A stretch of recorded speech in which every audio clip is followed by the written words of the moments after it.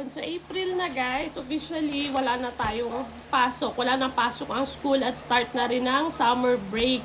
So dahil summer break, dito na papunta na tayo sa mga beach. Mag-outing na, yan.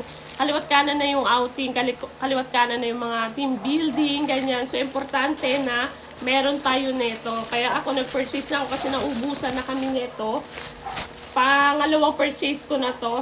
At dahil buy one take one siya, ayan, pwede mo sa talagang yung isa sa bahay, yung isa baunin. Ito yung face and body sunblock whitening lotion guys, na meron na siyang SPF 90. Ang taas na SPF niya, kaya pwede mo talaga itong ibabad sa skin mo kapag mag-swimming kayo. Ayan, pwede mo siya ibabad.